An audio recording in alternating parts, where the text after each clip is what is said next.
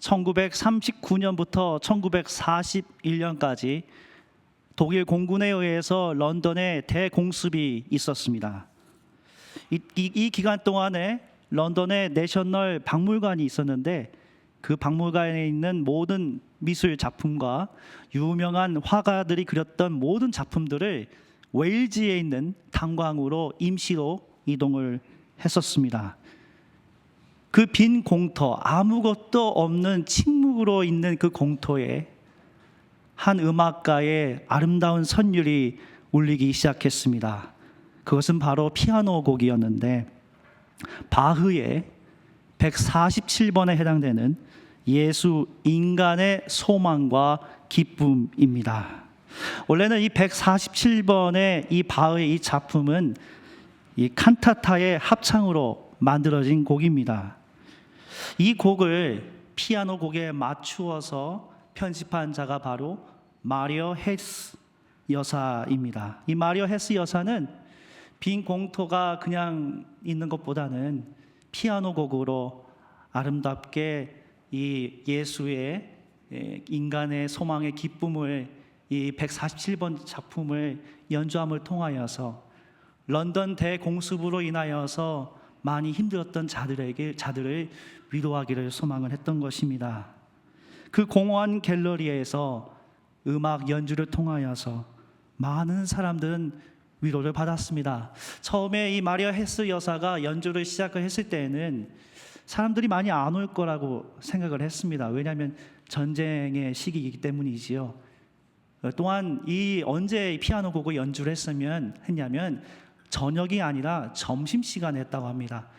그 이유는 저녁에 만약 연주를 하게 되면 사람들이 많이 몰리게 되고 불을 켜게 되면 불빛을 보고 독일 공군이 대공습을 가할 수 있기 때문에 특별히 점심시간을 이용하여서 그 예수 인간의 소망과 기쁨을 연주를 했다고 합니다.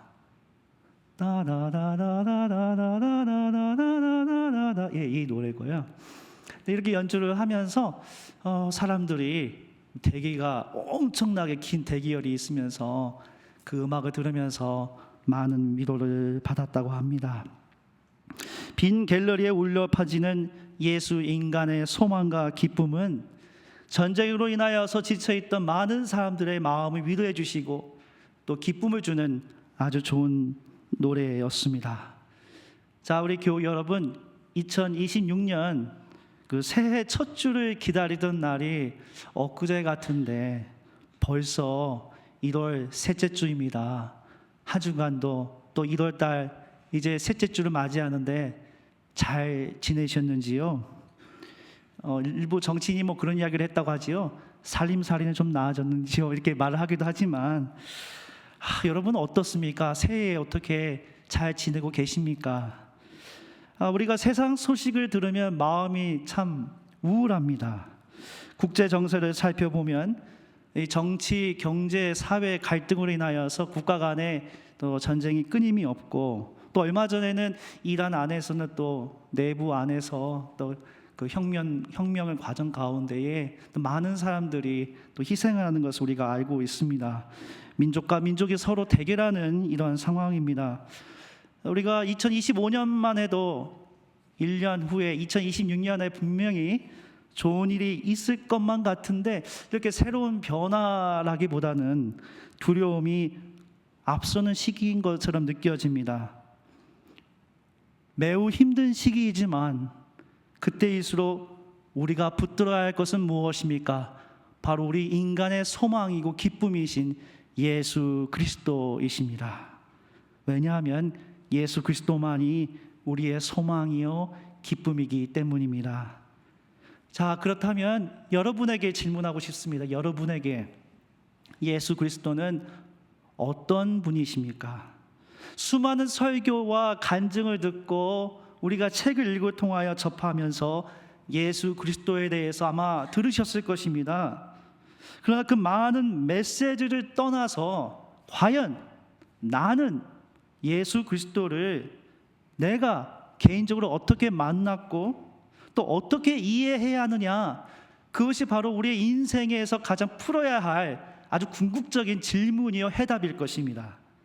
그런 의미에서 오늘 우리에게 주신 이 본문 요한복음 1장 35절에서 42절은 예수 그리스도에 대한 우리의 이해를 아주 깊이 있게 만들어주는 귀한 본문이라고 생각을 합니다.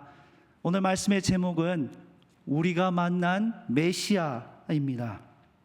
예수님의 제자들이 예수님을 만나면서 그들이 고백하는 과정을 통해 우리 모두 예수 그리스도를 내가 진심으로 만나는 시간이 되기를 간절히 소망합니다. 첫 번째로 우리가 예수 그리스도를 알아간다는 것은 말씀을 듣고 예수 그리스도와 함께 동행하면서 출발합니다. 요한복음 1장은 정말 마치 이 창조의 대서사시로 구성이 되어 있습니다. 우리가 창세기 1장 보면 창조를 우리가 잘 알잖아요. 마찬가지로 요한복음의 1장은 뭘로 시작합니까? 말씀이, 태초에 말씀이 있었고 그 말씀이 세상을 창조한 것처럼 이야기를 합니다. 그리고 태초에 말씀이 계시고 그 말씀이 하나님과 함께 세상을 창조한다고 시작을 합니다. 그리고 그 이야기는 그 빛이 세상에 비추는 내용으로 전개가 되는데요. 그래서 제일 먼저 등장하는 사람이 있습니다. 그 빛을 증언하는 자가 누구입니까? 바로 세례 요한입니다. 이 세례 요한은 1장 19절에서 28절까지 이어지는 이 본문에서 세례 요한은 내가 자기 스스로가 그리스도도 아니고 엘리야도 아니고 선지자도 아니라고 이야기합니다. 세례 요한은 광야에서 외치는 자의 소리로 주님의 길을 곧게 하기 위해 존재한다는 자기 증언을 합니다. 나는 메시아가 아니라는 것이지요. 그리고 1장 1절에서 28절까지 이어진 내용을 보면 마치 하나님의 빛을 세상에 증거하는 세례 요한의 음성이 들려지는 것 같습니다. 그리고 나서 드디어 29절부터 예수 그리스도께서 세례 요한에게 자신을 이제 드러내는 본문으로 시작을 합니다. 일명 학자들은 이 요한복음 1장 29절에서 2장 11절까지의 본문을 한 단락으로 만들어서 예수 그리스도의 자기 증언의 내용으로 이게 단락으로 주제를 만들었습니다. 그래서 이 본문을 읽어보면 아주 독특한 특징이 있는데 각 단락마다 뭘로 시작하냐면 다음 날이라고 표현이 되었습니다. 우리가 개역 한글 본문을 보면 이튿날이라고 되어 있지만 우리가 가지고 있는 이 세모적 성경에 따르면 다음 날, 요한복음 1장에서는 그 말씀으로 빛으로 나타나셨는데 그 빛 다음 날이라고 시작을 한다는 겁니다. 그래서 이 다음 날이 먼저 시작하는 본문이 29절 말씀인데 다음 날 29절에 세례 요한이 이제 예수 그리스도를 뭐라고 증언을 하냐면 보라 세상 죄를 지고 가는 하나님의 어린 양으로 표현을 하고 있습니다. 그리고 35절을 또 보면 다음 날 그 세례 요한의 이야기를 듣고 난 제자들이 예수님을 메시아라고 표현을 합니다. 그리고 43절 말씀 보면 또 다음 날 나다나엘이 나사렛 예수 그리스도를 만나고 예수 그리스도는 그에게 하늘이 열리고 하나님의 천사가 오르락 내리락 하는 것을 보리라라는 메시지를 전합니다. 그리고 마지막 사흘째 되는 2장 1절 보시면 2장 1절에 드디어 예수님께서 자신의 공적인 활동으로 가나의 혼인잔치에서 물이 포도주가 되는 기적을 보여주십니다. 이렇게 보면요, 예수님은 어린 양부터 시작해서 랍비, 메시아, 하늘에 오르락 내리락 하는 것을 보게 되고 알아가는 겁니다. 그리고 나서 예수님의 참된 기적을 가나의 혼인잔치에서 경험을 하게 되는 것입니다. 저는 이 본문을 읽어보면서 이 가장 큰 핵심, 내가 예수 그리스도를 알아갈 수 있는 가장 큰 핵심이 어디에 있냐? 바로 요한복음 1장 35절에서 42절이라고 생각을 합니다. 35절 말씀 보면 세례 요한이 예수 그리스도께서 지나가시는 거 보고 뭐라고 이야기하면 똑같습니다. 보라 하나님의 어린 양이라고 표현을 하고 있습니다. 하나님의 어린 양은 무엇을 의미할까요? 하나님의 어린 양은 출애굽기 12장을 보시면 이집트에서 이스라엘 백성들이 하나님의 구원을 기다렸을 때에 6월절이죠. 패스오버인데 그 문설주에 어린 양의 피를 문설주에 바름을 통하여서 죽음의 천사가 패스오버 넘어가는 그런 경험을 하게 됩니다. 즉 하나님의 어린 양은 하나님의 구원을 상징합니다. 동시에 이사야서 53장 6절 말씀을 보면 우리는 다 양 같아서 그릇 행하여 각기 제 길로 갔거늘 여호와께서는 우리 무리의 죄악을 그에게 담당시키셨도다 말씀이 있습니다. 피할 수 없는 인간의 죄, 하나님으로부터 멀어져 인간이 자기의 정욕으로 폭력으로 얼룩진 우리의 죄, 그래야 그 죄로 인하여서 우리 인간 모두가 죽음으로 갈 수밖에 없는 우리의 죄, 우리 인간이 가지고 있는 이 죄는 우리의 모든 어쩌면 본질적인 고민일 것입니다. 그러나 하나님께서는 인간의 모습으로 이 땅에 오셔서 예수 그리스도께서는 우리를 위해 직접 희생양이 되어서 나를 위해 대속하신다는 이 메시지는 예수 그리스도의 궁극적인 사명을 이야기를 합니다. 보라, 하나님의 어린 양이다. 근데 제자들이 그 하나님의 어린 양이라는 표현을 듣고 우르르 몰려갑니다. 이게 다 세례 요한의 제자들이거든요. 한마디 하니까 세례 요한을 떠나서 예수 그리스도를 따라갑니다. 그런데 예수 그리스도를 만난 자들이 예수 그리스도에 대해서 질문을 합니다. 38절 말씀 보면 뭐라고 질문을 하냐면 랍비님 어디에 묵고 계십니까? 뭐 하나님의 뭐 메시아 뭐 그런 표현도 아니고 랍비라고 표현되어 있습니다. 세례 요한이 예수님에 대해서 하나님의 어린 양이라고 이야기를 했지만 그들이 예수님에 대해서 가지고 있던 생각은 매우 단순했습니다. 예수는 랍비다. 이 랍비는 히브리어의 라브, 위대한, 그 다음에 히브리어의 그 밑에 전미어가 이가 바로 마이, 나의 뜻이군요. 그러니까 나의 스승, 나의 위대한 선생님이라는 겁니다.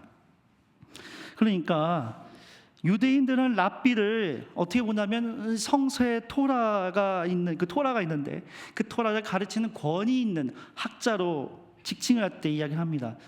아직 예수님을 메시아로 받아들이지 못했기 때문에 그들이 생각했던 예수 그리스도는 그냥 선생님인 겁니다.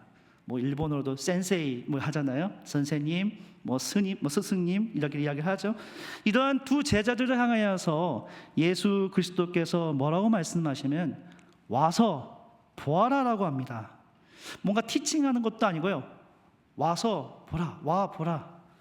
그리고 39절 말씀 보면 예수께서 이렇게 말씀하십니다.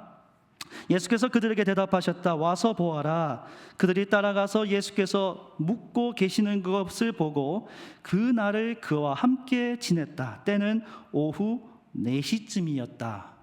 왜 시간을 우리가 왜 굳이 이 요한복음의 저자가 4시라고 적었을까요? 우리 대학교에는 이 번역이 정말 새 번역이 너무 좋은 것 같습니다. 개역 한글 번역을 보면 10시라고 되어 있어요. 근데 10시는 정확하게 유대인의 어떤 시간을 표현한 게 아닙니다. 계산을 하면 오후 4시입니다.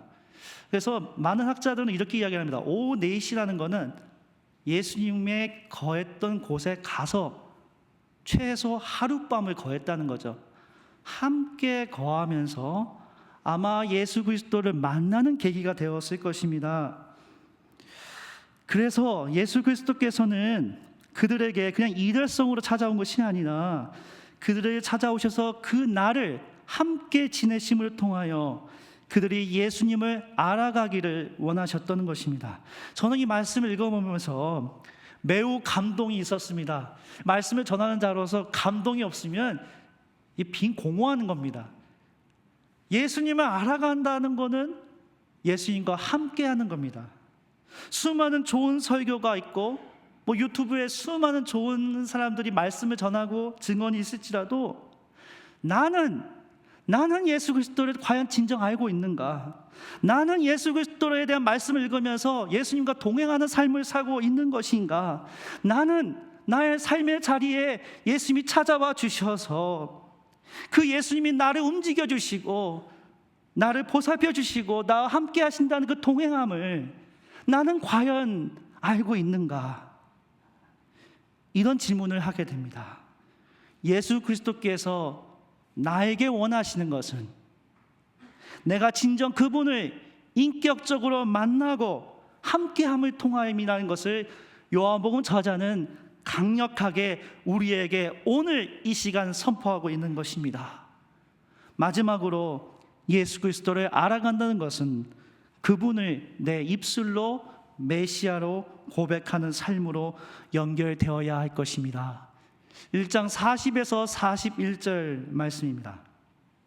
요한의 말을 듣고 예수를 따라간 두 사람 가운데 한 사람은 시몬 베드로와 형제가 아닌 안드레였다. 이 사람은 먼저 자기 형 시몬을 만나서 말하였다. 우리가 메시아를 만났소. 메시아는 그리스도라는 말이다. 35절 39절이 출발할 때는 요한의 그 세례 요한의 제자들의 이름이 나와 있지 않습니다.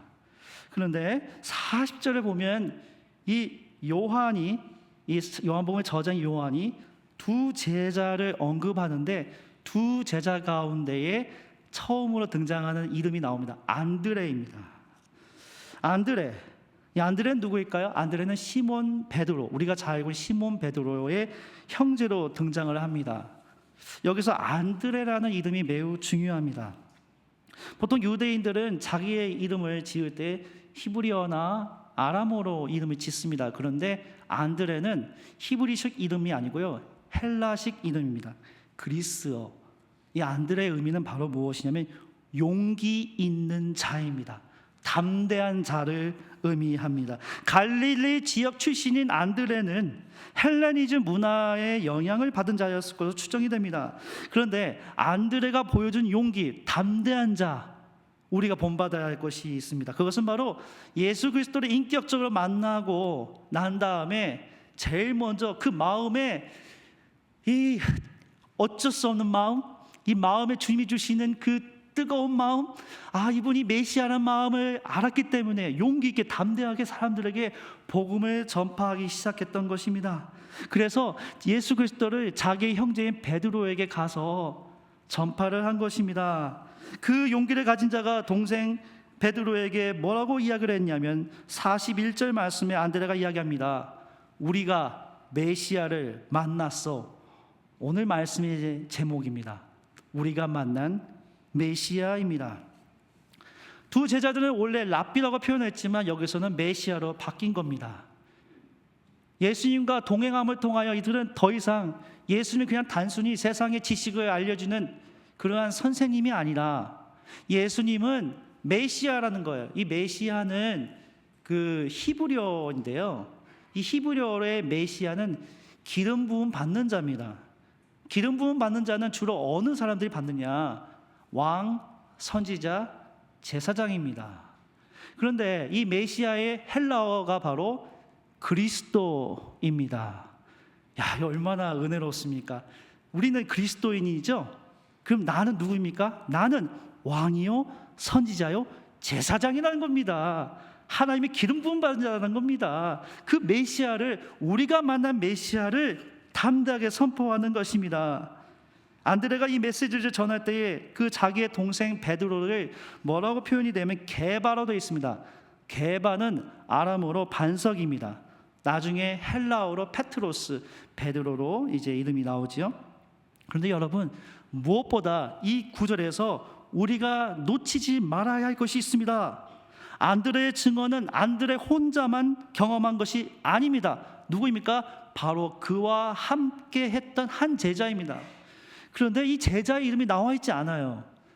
그래서 사람들이 뭐라고 학자들이 이야기하냐면 아마도 요한일 것이다. 요한복음의 저자인 요한이 1인칭 시점으로 예수 그리스도의 경험을 했기 때문에 아마 그 한 제자는 아마도 요한일 것이다. 이렇게 많은 이야기를 합니다. 그런데 저는 이걸 좀 다르게 또 생각을 해봤습니다. 이름 없는 그 제자는 누구냐? 그 이름 없는 제자는 어쩌면 요한복음의 저자가 의도적으로 전개한 것이라고 생각합니다. 이 이름 없는 저자는 바로 독자, 이 말씀을 읽는 바로 여러분입니다. 예수 그리스도는 단순히 하나의 성자나 랍비가 아닙니다. 예수 그리스도를 인격적으로 고백한 자들은 예수 그리스도 통한 인격의 변화가 있다는 것입니다. 그 현장 속으로 요한이 함께 들어가기를 원하는 것입니다. 예수 그리스도를 인격적으로 만난 자들에게는 나를 구원해 주시는 참된 메시아를 만날 수 있는 것입니다. 침묵 속에, 어두움 속에 내가 있을지라도 그 가운데 계시는 그 메시아 예수 그리스도를 내가 알기에 내 마음에 감동 있기에 메시아를 선포할 수 있는 것입니다.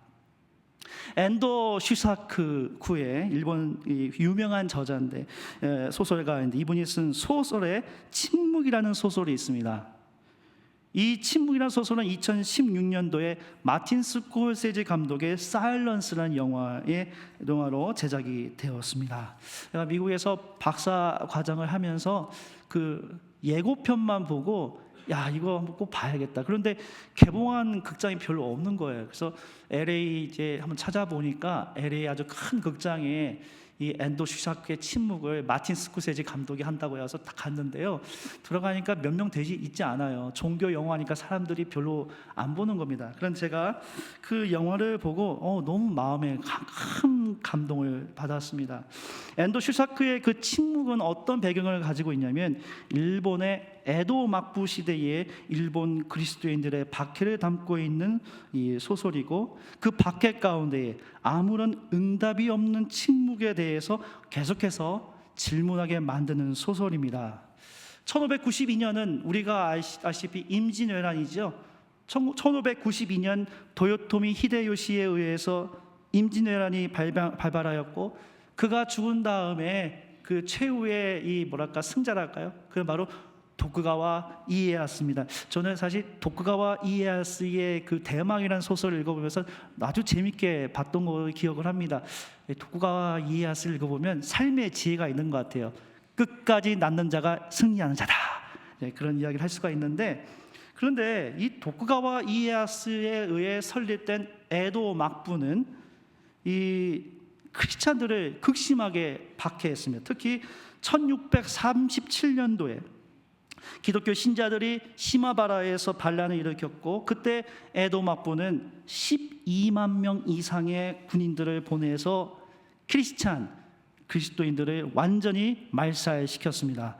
이 침묵의 내용을 보면 이 포르투갈의 신부인 페레이라 신부가 복음을 전파하기 위해서 일본에 갔는데 배교하게 됩니다. 그래서 이 페레이라 신부가 왜 배교하게 됐는지에 대해서 궁금하니까 이 로드리게스라는 신부가 다른 신부와 함께 그 일본으로 가서 이제 복음을 전파하게 되지요. 그런데 그곳에 가면서 접했던 일본인들의 신앙을 보니까 매우 순수한 모습을 보게 됩니다. 마치 요한복음에서 제자들이 예수님 만나는 과정과 비슷하게 매우 순수했다는 거예요. 그 예수 그리스도의 만난 다음에 그들은 그 사랑을 실천하는 노력을 했다는 것입니다. 그런데 일본 관리들이 이 사람들이 크리스찬인지 아닌지 확인하기 위해서 사용했던 것이 바로 후미에입니다. 이 후미에는 그리스도의 성화가 그려진 이 굴이나 이걸 만든 판인데, 그 판을 밟는 행위입니다. 그림을 밟아라. 그래서 일본 관리자들은 이 후미에를 하는 자들은 살려주고 하지 않는 자들은 죽이는 잔인한 행동을 저질렀습니다. 처음에는 그 로드리게스 신부는 붙잡혀서 이 후미에를 하라고 하는데 하지 않습니다. 내가 어떻게 합니까? 근데 관리들이 이야기합니다. 로드리게스, 당신이 이 후미에 예수 그리스도의 성화를 밟지 않으면 다른 신도들을 죽이겠다고 협박을 합니다. 성화가 그려진 후미에 앞에 선 로드리고 신부는 아무 소리가 들리지 않는 침묵에 인하여서 하나님이 마치 자기를 외면하는 것처럼 느꼈을 것입니다. 그러나 그 침묵의 현장에서 그는 주님의 음성을 듣습니다. 밟아도 좋다. 내 발의 아픔을 내가 제일 잘 알고 있다. 밟아도 좋다. 나는 너희에게 밟히기 위해 이 세상에 태어났고 너희의 아픔을 나누기 위해 십자가를 짊어진 것이다. 이 소설의 결말은 로드리고 신부의 배교로 안타깝게 끝나는 것으로 느껴집니다. 그러나 이 침묵에서 들리는 주님의 음성은 주님이 살아계심을 느끼게 합니다. 비록 17세기부터 에돔 압부는 그리스도인들을 잔인하게 박해했지만 그 박해 가운데서도 구전으로 신앙을 전수하여서 이 신앙을 유지했던 일본 그리스도인들이 있었습니다. 그들은 일명 카쿠레 키리스탄, 숨은 그리스도인입니다. 그들은 부모가 자식의 구전으로 신앙을 전달하는 방법으로 숨으면서 신앙을 유지했고, 메이지 유신 그 시대의 1865년에 그들의 존재가 드러났습니다. 저는 그의 소설을 읽으면서 예수 그리스도에 대해서 다시금 생각해 봅니다. 예수 그리스도를 인격적으로 만난 내가 나의 아픔을 아는 주님을 진정 인격적으로 만나는가? 나를 구원해 주시고 생명을 주시는 메시아를 고백하는 안드레, 요한, 시몬 베드로처럼 나는 살고 있는가? 이런 질문을 스스로 하게 됩니다. 2026년 1월 셋째 주를 맞이하여 교회 여러분, 제가 질문했던 이 질문을 여러분들도 같이 나에게 질문하시면 좋겠습니다. 그래야 말씀을 통해 교회 여러분 모두에게 살아 역사하시는 메시아 예수 그리스도가 인격적으로 찾아오시고 만나고 그 안에서 새로운 희망을 얻기를 간절히 소망합니다. 오늘 말씀을 생각하며 잠시 조용히 묵상하며 기도하겠습니다.